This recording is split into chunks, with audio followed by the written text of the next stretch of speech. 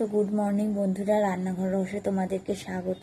আজকে আমার মিনি ব্লগের দ্বিতীয় দিন চলে এসেছে একটা নতুন মিনি ব্লগ নিয়ে। তো এই মিনি ব্লগে তোমাদেরকে যা যা আমি সারাদিন কাজ করি সেগুলো তো শেয়ার করব, আর সাথে সন্ধ্যেবেলা কিন্তু একটা স্ন্যাক্স শেয়ার করবো। কালকে আমি শেয়ার করতে পারিনি কারণ আমি প্রচণ্ড টায়ার্ড ছিলাম।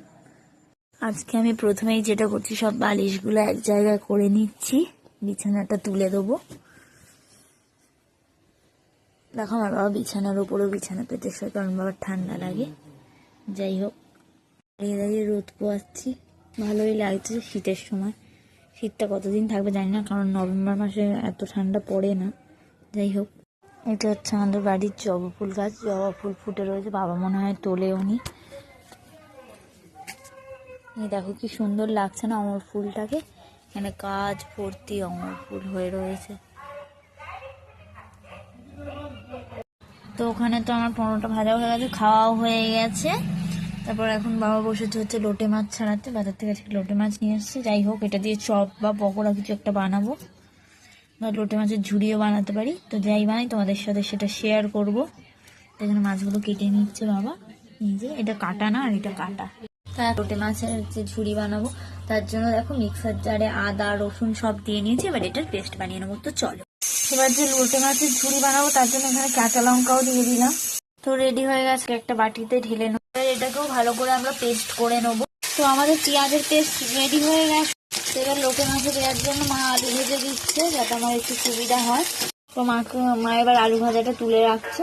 তো মাকে বললাম চলে যেতে। এবার এই তেলের মধ্যে আমরা দিয়ে দেবো হচ্ছে পেঁয়াজ বাটাটাকে। দেখো,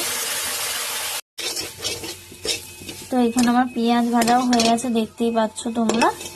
এবার এই আদা কাঁচা লঙ্কা রসুনের পেস্টটাকে আমরা দিয়ে দেবো, দিয়ে এটাকে ভালো করে কষিয়ে নেব।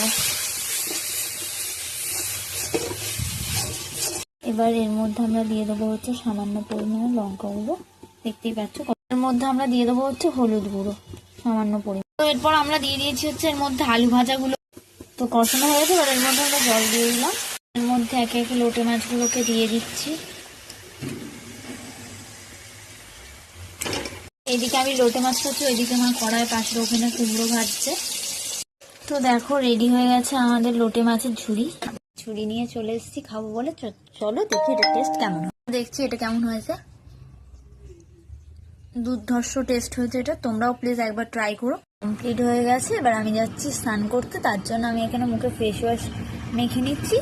তো ততক্ষণের জন্য আমি যতক্ষণ ফেস ওয়াশ মাখছি, তোমরা আমার চ্যানেলটাকে সাবস্ক্রাইব করে দাও। আর বিকেলে স্ন্যাক্সের জন্য কিন্তু অবশ্যই ওয়েট করবে। ততক্ষণের জন্য টাটা। স্নান করে চলে এসেছি,